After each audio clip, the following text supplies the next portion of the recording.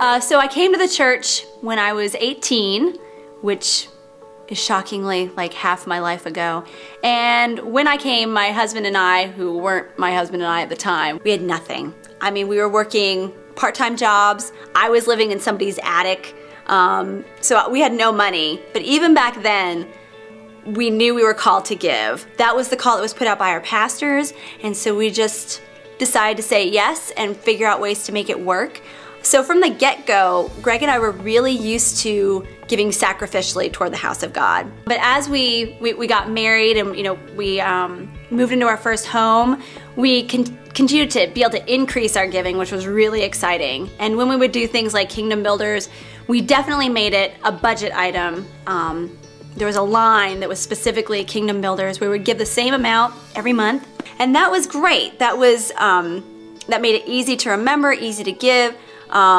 We were always able to fulfill our commitments that way. There were some times that it was harder than others to fulfill that commitment. I can remember one time specifically that we went very rapidly from 3 cars to 1 car. And we had to make a choice as to whether or not to buy another car or buy a bicycle and pay off Kingdom Builders. And so we bought a bicycle and I rode my bike to work, and it was great. I got to see things I never would have seen and meet people I never would have met, and we were able to fulfill our pledge. And then we decided that we were gonna have a baby. And babies are kind of scary because they change everything. And people say that having a baby changes everything, and you're like, whatever. And so you have a baby and then you're like, oh my gosh, it changed everything. So before we had Margot, Greg was working, of course, here at the church, and I was working at a museum. So here we are, these 2 very cautious people who not only want to start a family, but we want to start a family in such a way that I am able to stay home full time with this little bitty baby.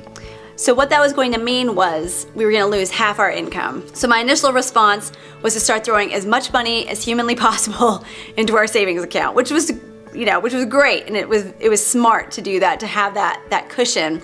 And I had basically counted on, doing all my budget analysis, that this would probably carry me for about a year, that I would be able to be unemployed for about a year, and then I'd have to go back to something full-time and figure out a place to put my daughter. And it's so funny because as the year went on, like, our savings account basically looked the same. Like, money would come in, money would go out. But here we were really living on half of what we'd been living on before. And granted, we had made some cuts to our budget to make sure that we could, be as tight as we could be. But we never stopped giving because we knew, we understood the concept of sowing and reaping, and we did not want to cut off that flow by any means, because if anything, we were about to need God's provision more than we ever had. So we leaned into it, we just kept believing for it, and a year went by and we were still good. So we decided, all right, this is great. What's next? And we knew that we were called to have more children, but that we were called to have more children through adoption. And adoption is expensive. No matter how you cut it, it's not an inexpensive venture to jump into. We never stopped giving toward Kingdom Builders. So we would just jump, we would jump together and just believe that money was gonna come back, or something was gonna happen that was gonna provide for us in a way that we never could have asked for or expected. And it just always worked out. So it's gotten to the point where I'm not afraid of those numbers. I'm not afraid to write checks that feel really big to me. But we know, like, when you fall in love, that this is the one. Like, we know in that same way that we're supposed to do this adoption. But we know that God is gonna pay for it. That He gave us this dream, just like He gave us the dream of having Margot when we were in a place where we didn't think we could do it. And we just believe that God's gonna come through because He always has. And so there's no reason for me to doubt that He's there and He knows.